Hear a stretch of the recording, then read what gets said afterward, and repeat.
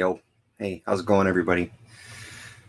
Comic crack. Oh, I do have some water.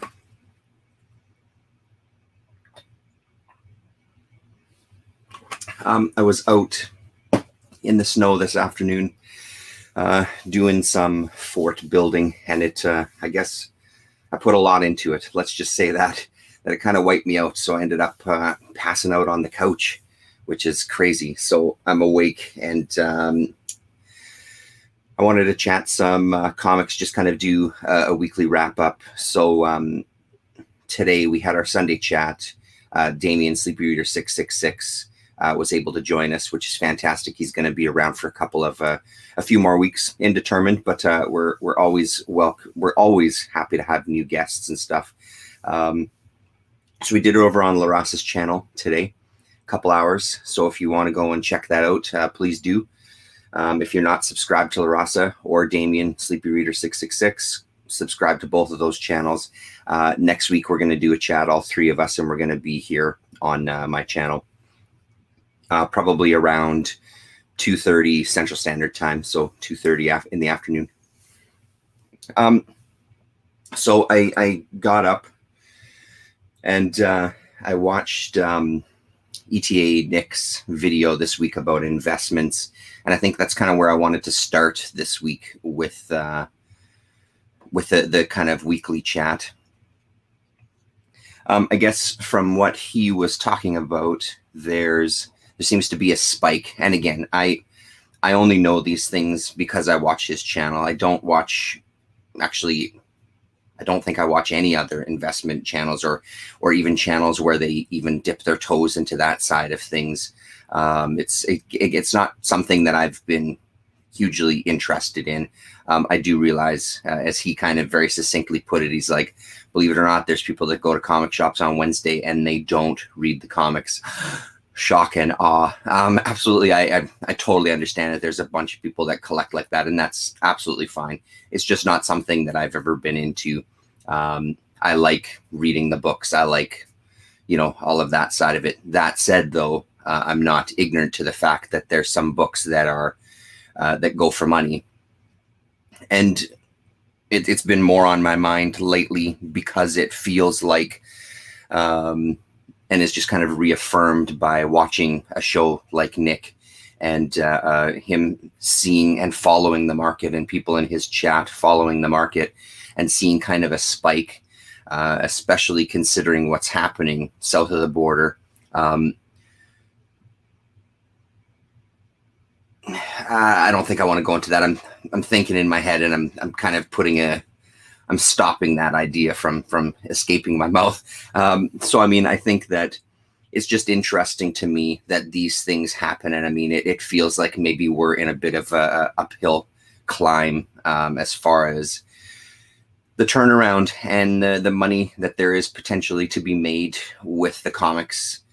With some comics, with some Star Wars, with whatever it is, but specifically comics. And then how do I feel about those things, and how do you act on those things? And, I mean, ultimately, I think the number one rule for me is whatever makes you more comfortable, you should absolutely do. If you don't give a shit about it, that's completely fine. And if you do to the degree where you want to invest the time and go for that, absolutely, that's fine too. For me, myself, I'm just in a point right now, and we'll talk about it in a second here, where some of the books that I do have, I have 2 books right now at CGC getting graded. Again, I've spoken about it before.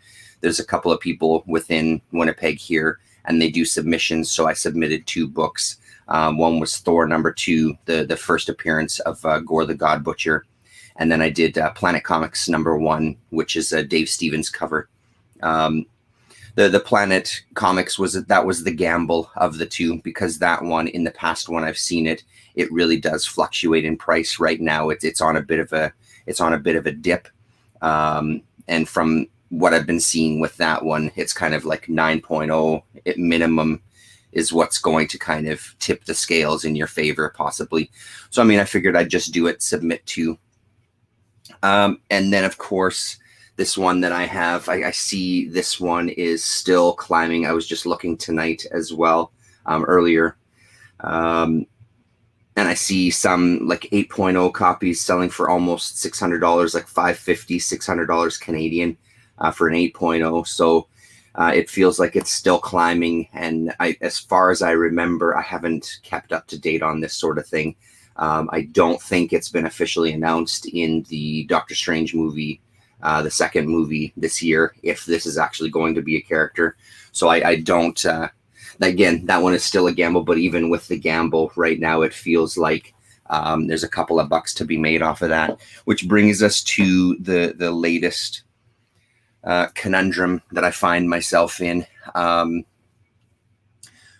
So I feel like Ice Cream Man is a book that a lot of people have talked about, and it's been really well received. I don't think I've heard anybody, not that I spend 24/7 watching YouTube comic people, but I don't feel like I've heard anybody badmouth Ice Cream Man. I don't feel like I've heard anybody so far say it's a shit series, stay the hell away from it.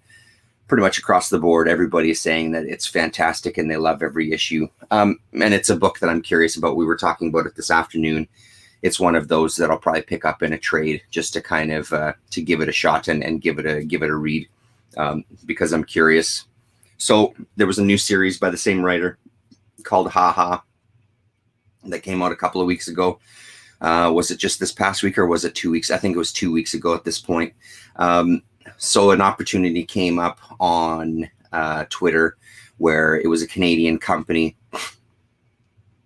and I could get a copy of the Donald Trump variant, which I love the art on. I'm not a variant person, but I really do. I really genuinely love the art on this. And I knew that it was a comic that I wanted to read. So I jumped on it. And it came, and during the time when it was coming, there's a fingerprint that's on the actual bag itself. I just haven't cleaned it off yet. See, it's funny. This whole thing just is, this whole story points to how fucking ridiculous some of this shit is and how it makes me feel about the hobby. And one of the main reasons I got out of kind of records to some degree because of this exact kind of bullshit. So this book skyrocketed in price. Basically, if I sold it the higher end, I could probably make at least 10 times the amount of what I paid for it, which is mind-boggling to me. At the time, like I said, I knew that it was a variant. I knew that it was limited.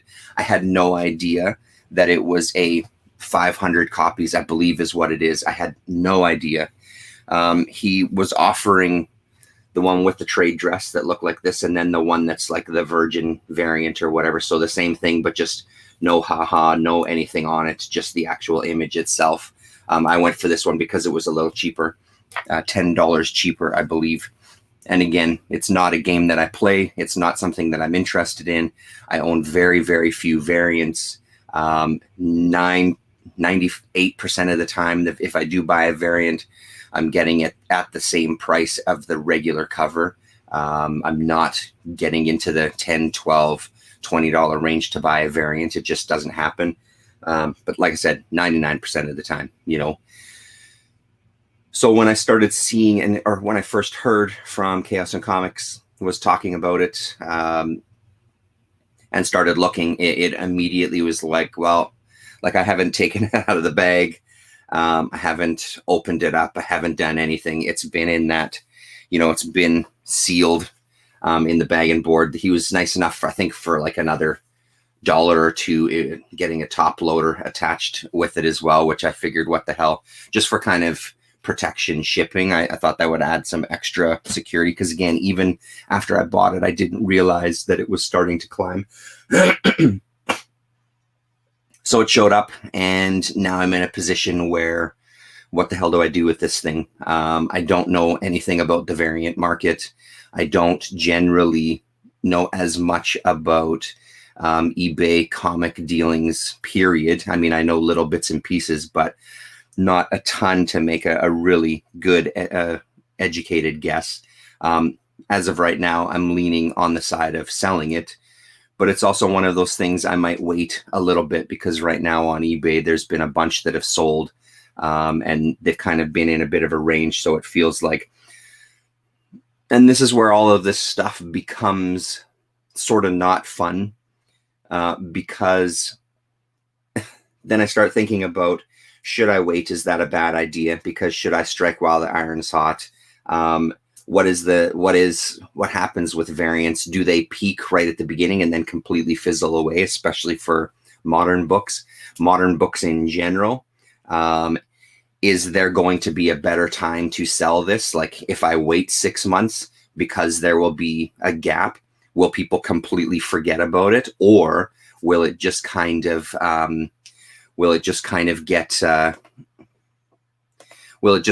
get bigger as far as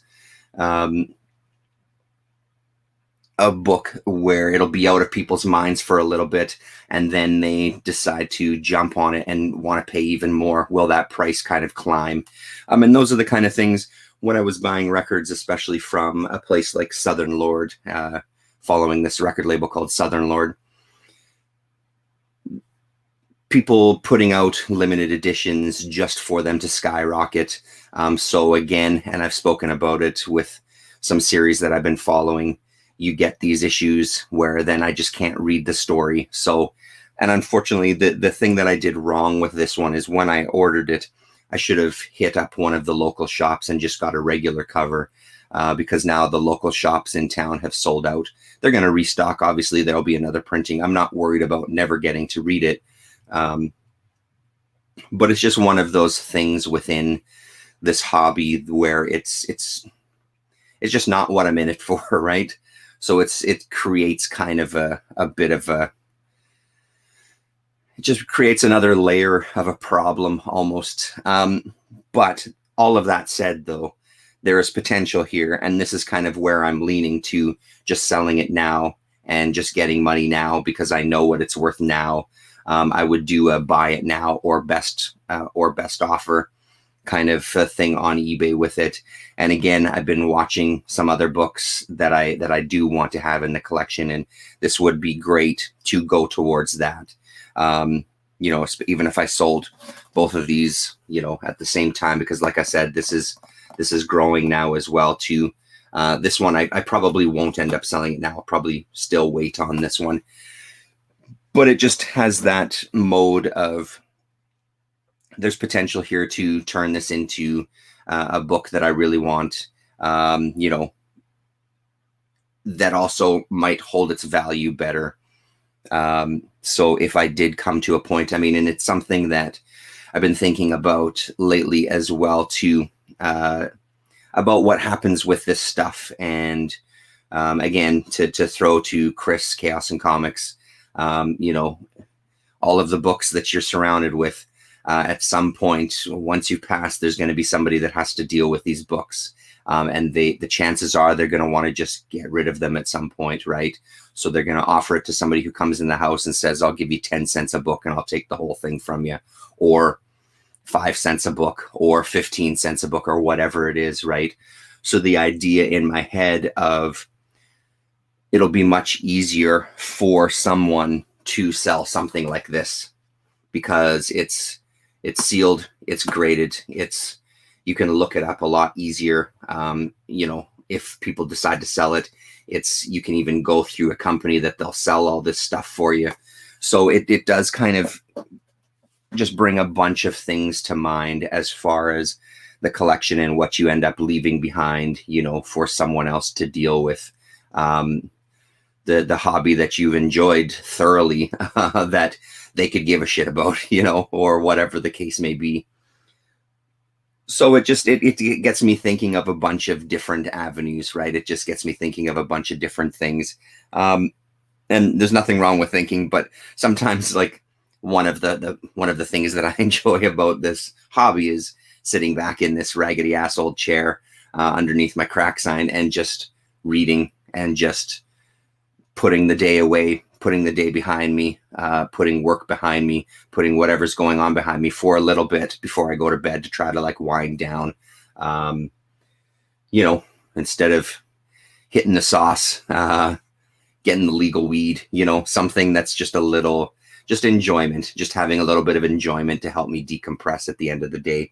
It's not necessarily a part where I want to be thinking about heavy shit. You know what I mean? So, but as I said, I am leaning to selling this bad boy. I don't know if it's something that I would put the time into getting graded or anything. So eventually it would have to come out of the bag. I do have a really good scanner upstairs.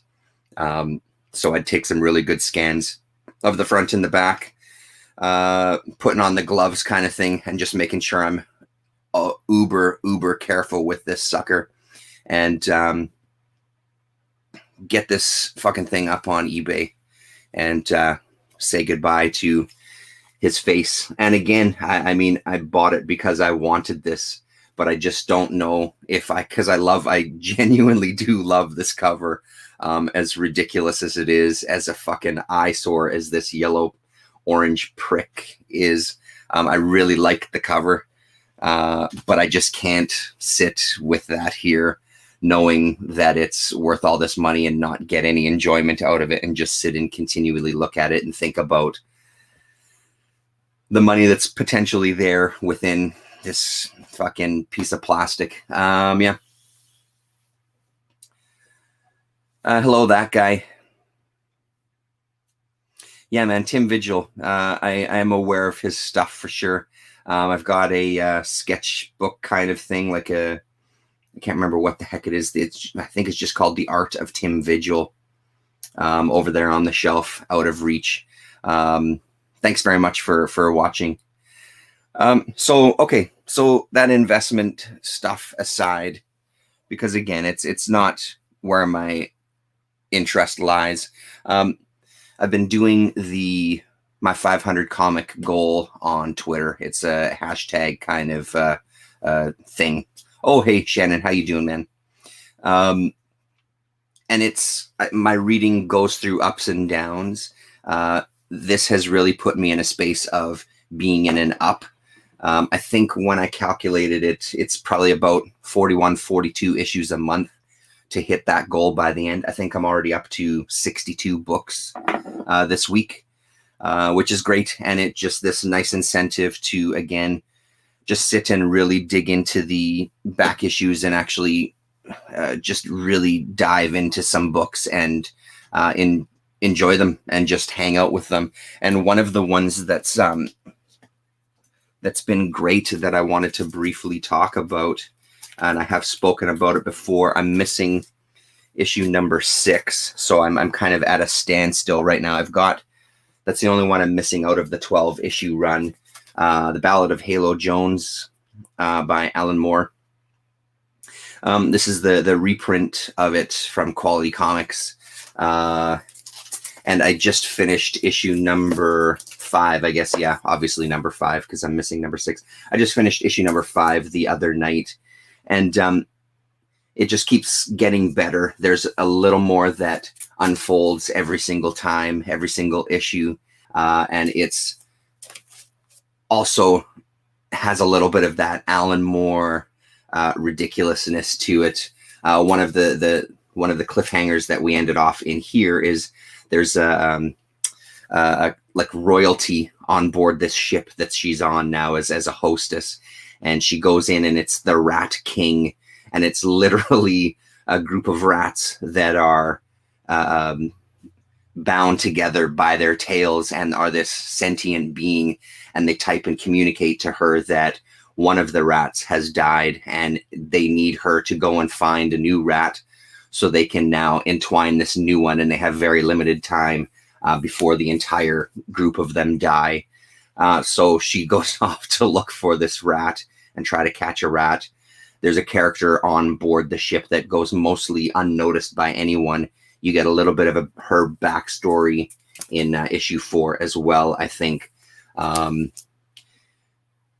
then there's this robot dog, basically, and there's sort of like a mystery that kind of comes to a bit of a head in this one as well. And it's really just peppered with a bunch of nice things. You know, I found the very first issue a little bit difficult to read just because there's so much going on in the issue, and there's so much that he's introducing to you, and you're just thrown headfirst into this world and try to kind of get a sense of where you are and who these people are and the language and things. But at this point, like it is with some of this stuff, one of the things that once you start to really get into it, we're now at a spot where the Halo Jones story is only 10 pages long, and then there's 2 backup stories. So you get a nice little chunk, but I find myself after the 10 pages really wanting another 12 pages. You know, I really want more of a story. That said, though, one of the backups in here is Anderson Psi Division, PSI Division, and this is a phenomenal story as well, too. I've got a little bit of Judge Anderson stuff that I've read years ago that I really want to reread. I've got 1 collection of Judge Anderson, and then I think 1 or 2 single issues as well, again from Quality Comics. This is an absolute blast to read.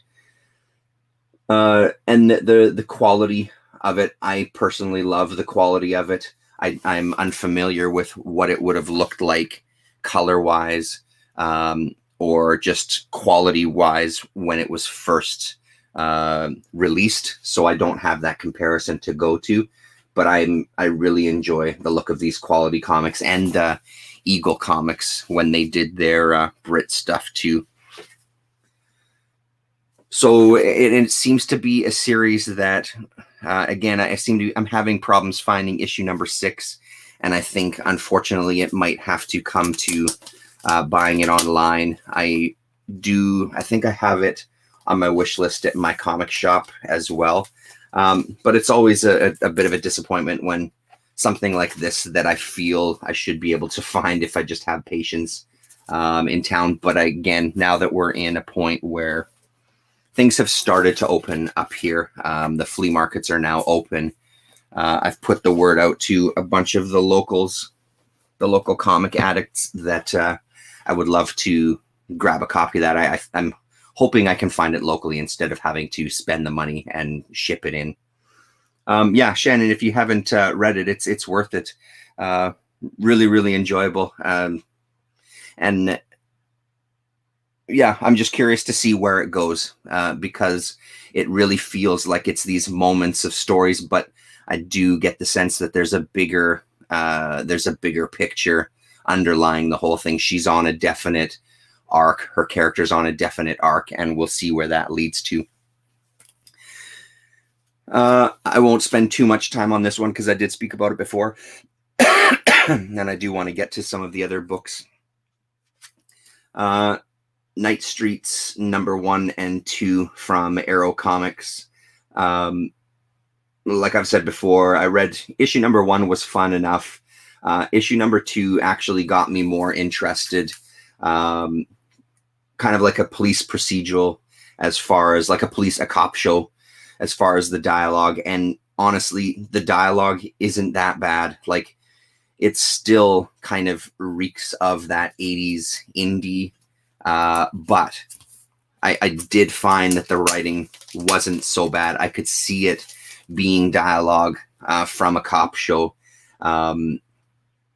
It just happens to have this Mr. Cat in it as well, too, for a little bit in this issue, not too much. I was talking to John DaCosta online about it. So there's collections about this. Jared Osborne was talking about it. He's got the 5 issues. I think when it came out in singles, there was 5 issue singles. And then there was a couple of graphic novels, a couple of trades of it where they included some extra material. I think the first trade collects issues number 1 to 4. And then the second trade, it collects issue number 5 plus a bunch of extras, which may be a 6th issue. It's pretty dense artwork. It's not the most beautiful artwork I've ever seen in my life. And there's some passages like this page here where it's a little difficult to see what the hell is going on because of how many people are in each of those panels and the size of those panels. But that said, I mean, again, some of the stuff that appeals to me about this era and about these kind of comics is that they're very singular. They're very, these are people that just wanted to get their stories out. And I really admire that. I love that they had an opportunity to do so. The other thing that's of interest is the Street Talk on the inside front cover. This one talks about, so underneath the arrow is ICPA, the Independent Comic Publishers Association, which I don't know too much about. Let's see if it'll focus on that now. Probably not. Anyway, you can see it there under the number 2. And it was a couple of, they give a little bit of a story of why they started it. It was a couple of small press publishers who kind of got together in the hopes of promoting each other's work and promoting all of their little independent companies. So not quite like a union, but definitely a group of people more wanting to be on the same page to bring notice to the independent comics. Because this one we're looking at 1986 for this issue.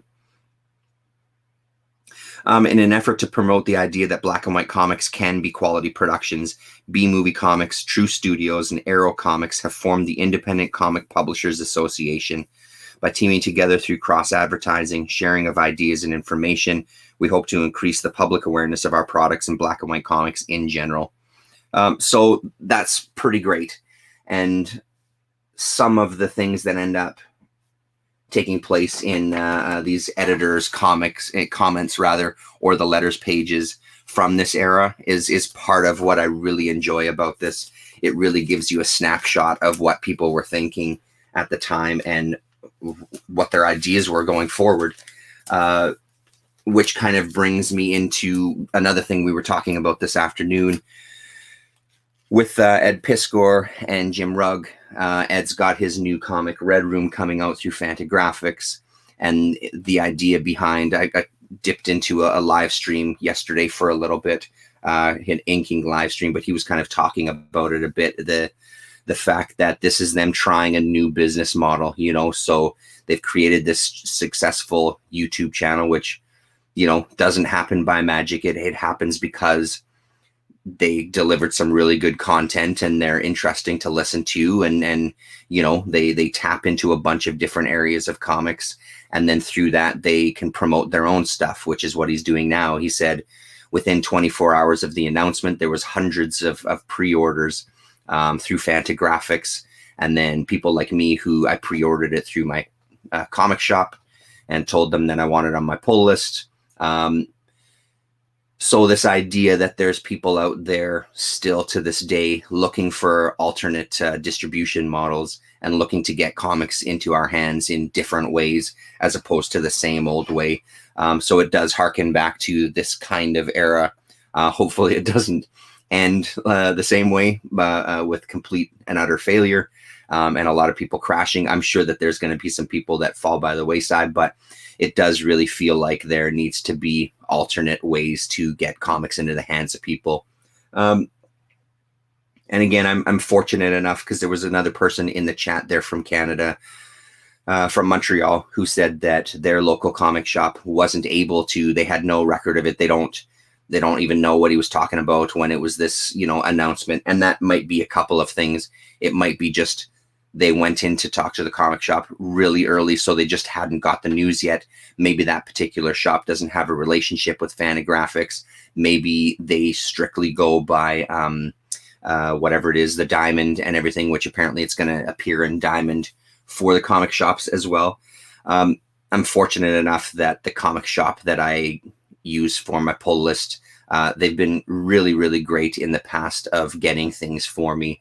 Especially when it comes to some of the more stranger titles, and they've dealt with getting me some Fantagraphics stuff in the past as well. So it was just an email sent to them and it's on their list and they'll get me a copy. And we were talking about it, Damien and myself, the actual content of Red Room, I don't know if I'm incredibly interested in, but what I am interested in is their business sense on that channel. I do like the way they approach certain things. I do like the advice that they give to people. If you're looking to turn your art into commerce, if you're looking to make a living off of your creative output, I do love the message that they send there. So, I mean, that's what I'm supporting by buying that comic. I'm not necessarily supporting the actual or interested in the actual story itself. Ed's art is phenomenal. I really like his art style quite a bit, but this one seems like it's a little too intense for me at this time in my life. There would have been a time where I would have eaten it up and loved every second and hung off of every panel, but it's just not, it's not how I am these days. It's not something that I'm drawn to as much, that kind of ultra violence. But again, supporting it because it's someone doing something different. And as I was saying in one of the other videos when I talked about that game, supporting independence, supporting artists directly, supporting, and getting away from supporting the big corporations. They don't need our money. They're doing just fine. Taking a bit of time, doing a little bit of digging, and trying to support something a little different. And I think that's, for me, what it's all about. And again, as I started off this video, however you want to collect and whatever you want to collect, I'm not here telling you that you should do otherwise. It's just, that's kind of my mantra. So on to a couple of undergrounds that I read recently that also came with 1, 2, 3, 4, 5. This one over here, and I won't talk a ton about this one because I did speak about it. Okay, here's the other books here. Here's what I'm looking for. I did speak about it in the video this afternoon. I managed, sorry, excuse me. I managed to score myself a copy of Pacific Comics' first published comic called One from 1977. Sorry, something in my throat there. I would say that it was an average read, but one of the things that surprised me about this was the underground comics feel, which for 1977, it's not unheard of by any stretch. I just thought this would be a lot more towards mainstream-ish, but this one does feel more like an underground comic. The first story itself about the character One has that feel to it, just in that kind of Fumetti style-ish art in here. 12 different individuals whose minds get transferred into the body of one individual and come together as one kind of super being who's now contemplating life and getting to know who they are as an individual and who they're going to be battling. One perceives the divine design in the language of the leaves. So things like that really, to me, harken back to the underground comics. And there we go. Really great image there. So it's great. Yeah, it is nice, Shannon. It's some really nice stuff. And then there's the final story as well too. But like I said, the stories, for the most part, the stories fell flat for me. There wasn't much there. This for me was more, it's a historic document to me to some degree, because of Pacific, because of that time, that bridging the gap between underground comics and mainstream, because of these places that were sort of competing with the main distribution and stuff. And then they're folding into Eclipse Comics, or Eclipse Comics buying off their titles when they eventually went bankrupt. So to me, that's kind of the bigger reason why I wanted this one in the collection, just its kind of significance in that arc of comics. So that's really, really nice to have. So this one seller I found on eBay, he had a lot of great titles. A bunch of undergrounds that I already had, but some undergrounds that I didn't, and a couple that I hadn't really heard of or didn't know anything about. And he had some pretty good shipping prices, because that's, as I've spoken about, one of the things that sometimes stops me if I'm looking at it to buy a comic online, and the shipping is going to be $25 American to get to me here in Canada. That pretty much stops the deal. This guy had a good price for shipping, and I could buy up to, let's see, I think I ended up buying 6 from him. There was an error on his part. That's ultimately no big deal. I could have added one more comic into this stack and got the same shipping price. And I had a bid on it, and it just wasn't it. He sent these out before that one ended, which is unfortunate, because it was a Richard Corbin Rip in Time issue that I needed to finish that run. So the other books that I got from him, this one from the Print Mint called The Human Drama. And we get a good Spain Rodriguez cover on here. And this one I didn't know too much about, but there's some heavy hitters in here. Greg Irons, Spain Rodriguez, Roger Brand, and then a couple of names. Mark Fisher, I think I know Mark Fisher. And this is a Mark Fisher piece on the inside front cover. I mean, first just step back and take a look at those pages. Like abstract art, from a distance. But when you do get in, as kind of nonsensical as this story was, but those on this page here, those are amazing tiny little panels with a lot of motion and movement. And then we get into Spain Rodriguez with his, we're sort of looking at the world from the viewpoint of a 6-year-old. We're sort of at knee height with everybody, which I love. And I love seeing the ceiling in this panel here at the top. And these are just some short stories by a bunch of different creators. And I would agree with, on Comics Joint, there's a write-up on this one that basically says, ultimately, there's some fantastic art, but there's a bunch of stories that really don't lead anywhere. And I would tend to agree with that. There's not much going on here story-wise, even for an underground comic, I'll say. This one was funny enough. A guy watching some sports, going to the bathroom, and getting into his head of competitions, and he spits, and it hits the arc of his stream of piss going into the toilet. So he goes into his imagination of, if that was an Olympic event, he would be a strong contender, before he goes back to his chair to drink beer and watch people compete for real. So that was entertaining enough. That was pretty funny. Here we get some Roger Brand.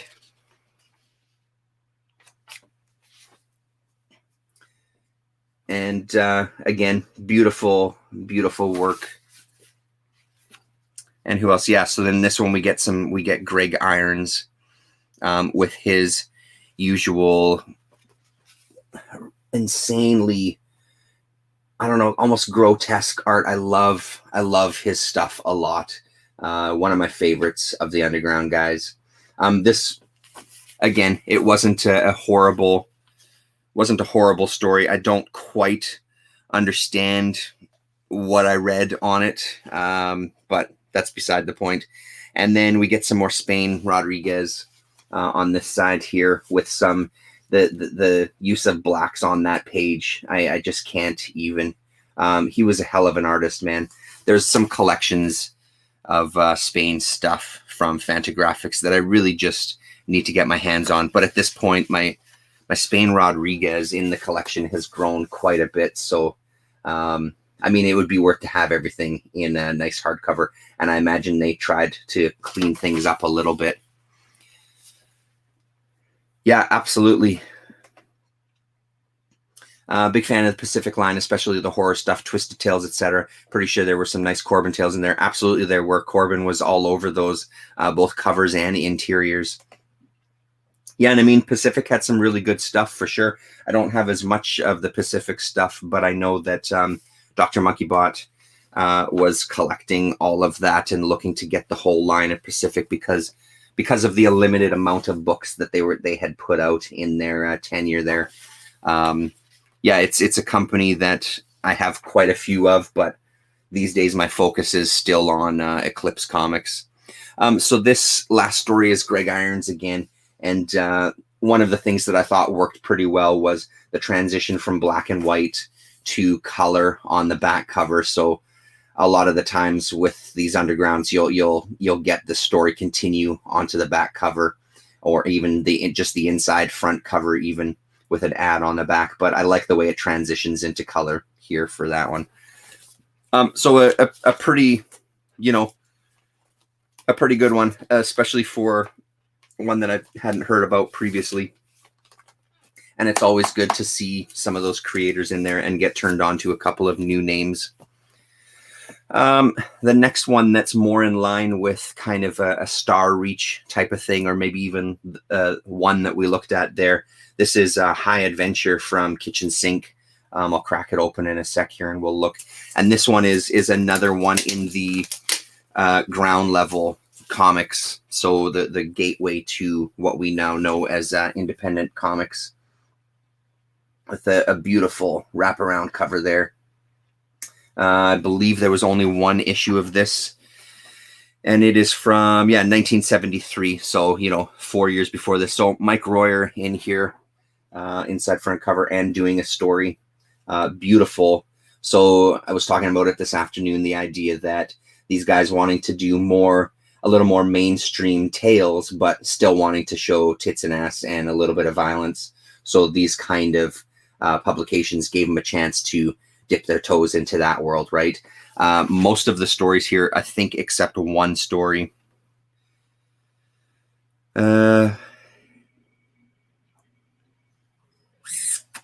Yeah, just one. So just the Aniki story by Mike Royer. Everything else written by Mark Evanier, who went to work with a whole bunch of people, including Kirby, and wrote for Sergio Aragonés for Gru the Wanderer. He did the Crossfire series from Eclipse that I'm a big fan of, and multiple other things. So him writing I think it was 4 stories in here, 3 of the 4. And then here we go with the Mike Royer pages, which are just gorgeous. And Damien pointed out the same thing that I noticed when I looked at them. Really reminds me of Frank Thorne, these pages here. But beautiful, beautiful stuff. And I mean, what do you got against boobs? Unfortunately, Shannon, Dr. Monkeybot has, I would love to be able to point you to his channel, but unfortunately, he doesn't have a channel anymore. He recently changed careers and had to, and made the decision to, I think, privatize everything. He may still have all the videos kind of private, but I don't think he has any videos public anymore. Unfortunately, sorry to be the bearer of bad news there after just hyping him up, because he's a hell of a guy. He is on Twitter. I'm not sure if you're on Twitter, Shannon. I don't remember if you are or not, but you can follow him there. And he pops up every once in a while. Not as much these days due to work, but he does pop up every once in a while and still talk comics. So this is Lord Saber, the Lord Saber story. So this one was fun. I think I enjoyed this Winged Challenge story at the end here the most, or the Stalker. I think I enjoyed this one the most out of the stories in here. It's one of those books that I wish that they kind of did a couple of more. I think this would have been a fun anthology, and I say anthology loosely, seeing as everything is written by pretty much one guy. It would have been nice to see this continue. It really does feel like this is a natural precursor to Star Reach and Imagine and those type of things. So 1973 on that one. No Twitter, but Instagram. Yeah, and I think that's maybe where I'm following you then, on Instagram. And slowly chipping away at the Snarf series. This one from 1973 as well. So again, kitchen sink. This is issue number 4. A little beat up and well loved, which I love. Let's check. No, it doesn't smell like dope. So that's got that going for it. But I mean, Snarf is fun. It's an anthology, underground anthology. This Everett Gerards, I'm afraid I'm completely butchering that name there. Yeah, it's not going to focus, but there you go. Yeah, there you go. Has incredible art and also gives us the first story, Marion McKay's All Animal Orchestra, which is a sad kind of tale about an elephant who's in love with this woman and kind of gets completely rejected, but a really great style. So that was one of the highlights in it. Who else? Oh yeah, Dennis Kitchen. I love Dennis Kitchen himself, and he kind of does a joke on what a mainstream cartoonist would do versus what an underground cartoonist would do with the same strip. The only difference is in the final panel there at the bottom, the phone gets stuck up our ass. So that was entertaining. Dennis Kitchen, I love his style a lot. What else jumped out at me in here? Truth. Oh yeah, this Paper Sheets, sort of an underground takeoff on Romance Comics, with a real gritty edge. This poor woman in this neighborhood just kind of getting treated horribly. I'm glad you liked that, Shannon. Thank you very much. Gets treated horribly, finally meets a guy who's into, gasp, he's into reading and education, which eventually turns her off to the point where she heads back to the inner city where she grew up just to get treated horribly. So that was a really an interesting take on that. And then just some more little strips, which I enjoyed as well. Was this the one that had? Yes, it was. So Barefoots by Howard Cruz. Love it. A weekly strip by Howard Cruz would have been an amazing thing to see. And Shannon, since you're here with your love of Peanuts, there was something about some of this stuff. Not that the style is exactly like Schultz by any stretch, but there is something about the use of the panels. And again, this is more kind of adult gags in here. But I love that strip there, specifically that second last one there. I love that first elongated panel and just that nice little joke. A frog holding onto his shadow and snaps him in the ass. Great stuff. So these, I would say that out of kind of the anthologies, if you're looking for something that's just humor based, obviously, you know, with the Undergrounds, you're going to be getting some dodgier material. Sometimes I would recommend picking up any issue of Snarf. The later issues are even more tame. And then talking about Corbin does make an appearance in some of those later on as well too. Well worth your time if you can find them for cheap. They're generally pretty fun. Even if you don't like all of the tales, there's going to be a couple of stories here that you'll enjoy. Which one? 2023. I think it was this one here. And then another anthology series that I have a chunk of, Yellow Dog. So this is Yellow Dog number 20 from the print mint with a Trina Robbins cover there. And this one, are we going to see? No, we're going to see 1971 on this one. This one, man, I wasn't a fan of this particular issue. I can tell you that. The one thing that I did enjoy was Trina's story here. Trina is not fucking around in this story. Usually her style is fantastic. This is earlier Trina Robbins' work, but she is not having any of it. And one of the things that you hear a lot, and it's no surprise whatsoever that there was a lot of kind of misogyny in the underground scene with some of these male creators, and it doesn't surprise me whatsoever.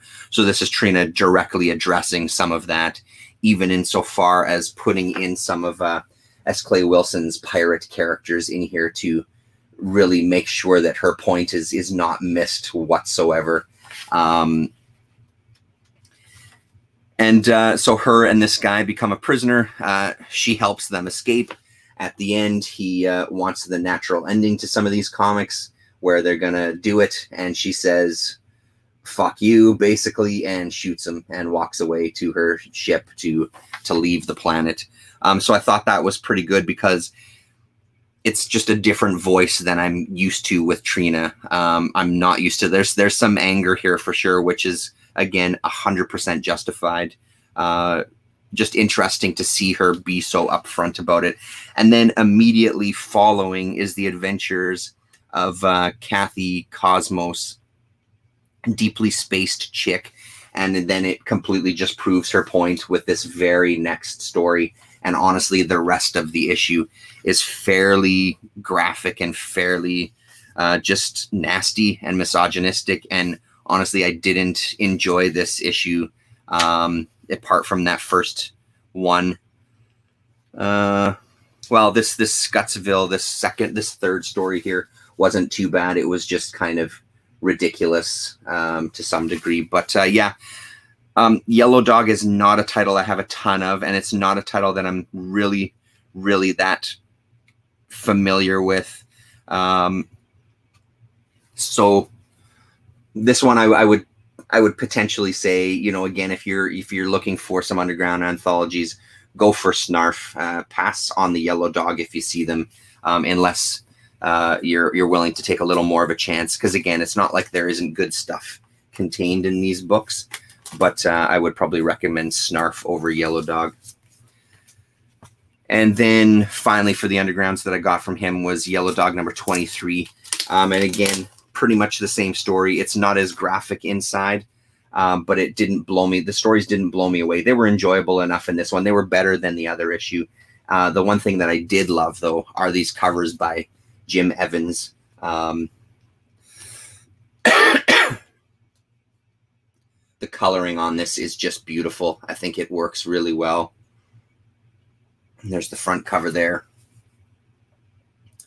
And then the back cover, and just that lettering, real Yellow Dog, is fantastic stuff. Mosquito coil, all of that lettering, it's just beautiful. What did we have inside here? We had some Jumpin' Jimmy Jizz, which I think was also, no, it wasn't. I didn't recognize the name on this one. So it's two different stories happening simultaneously. One kind of corporate exec type of person, and then one freewheeling hippie on the other side, and just kind of what happens to them in this story until Jimmy Jizz appears in both realities and kind of just turns things topsy-turvy, and they end up kind of changing places. So by the end of the story, the corporate guy is out hitchhiking, and the hippie is now rock rebel turns Jesus freak on tour with Rectal Roberts. So they just kind of really switch spots. This next story actually was pretty, now that I'm looking at it again, I'm reminded there was a couple in here that I like. This Transplant Jesus was pretty great, kind of a horror tale. Again, this whole putting your mind in the body of somebody else. So a bunch of these criminals have this doctor on the payroll who is able to transplant them into another human being, so that way they can outrun the cops. One gets put into a body and believes he's Jesus and starts to just really honestly and truly believe that he's Jesus. The brains then eventually reject, the host body rejects the brains and pushes them out of the top of their heads there. So kind of an EC-ish to the extreme kind of tale there. This one that takes place over a few seconds. All of these panels, these two that are completely stoned, just wanting to go to see a movie, and kind of what the thought process could be sometimes when you're a little too high. Yeah. Those were the ones I think that stood out. We get another Trina in this one too. A man's fantasy of being told by women to do the dishes and cook them dinner and stuff like this, which I thought was pretty great. So yeah, that's Yellow Dog. Not a horrible issue. This one wasn't bad. Looking at it again. That's it for the Undergrounds, and then I'll just quickly talk about two more, and then we'll call it a night. Like I said, there's been a lot that I've been reading, and I don't want to go through every single book here, but I did want to focus on those. Two of the newer books that I'm reading. Scumbag. This is issue number 4. Issue number 4. Issue number 3 was kind of a miss for me. This one I thought really picked up again, and I do enjoy it more than I did issue number 3. I think one of the things that's going to be key about this is Scumbag just being a fuck you to everybody. So it's not necessarily that the Scumbag character is kind of left-leaning or right-leaning or anything like that. It's kind of, he just doesn't want to have anything to do with anybody. He doesn't want to have any sort of allegiance to anybody, and he thinks they're all kind of ridiculous. So that idea appeals to me, and we'll see what Rick Remender does with that. I don't remember how many issues this is going to go, but it does give me a little. This issue gives me a little more hope than the previous one did. It's not that the previous one was bad. It was just kind of. It was just there. It was just okay. So yeah, I'm back curious about this one and see where it takes us. And then this one we ended up talking about this afternoon too. This Crimson Flower by Matt Kindt and Matt Lesniewski. Yeah, Lesniewski, I think. Fantastic book. What little I know about Lesniewski is that he's newer to comics in general. He did some independent work. I think it was for Ad House called The Freak, which I don't have. It was Damien Sleepy Reader that turned me on to his art because Damien has known him for a while, he was saying today. So I've been following him on Twitter for quite a while and seeing some of his commissions that he's done of mainstream characters are killer because his style is strange. And that's what I love about it. And I mean, the panel that I would point to is this one right there. The way that figure is contorted as she kicks down the door and boots him into his apartment rather. The veins on his arm, the beard, the mustache. There's some Wolverton in there for sure, but there's also just some out of control underground artist. And I mean, Lesniewski seems like a guy who, it's not that he didn't read comics growing up.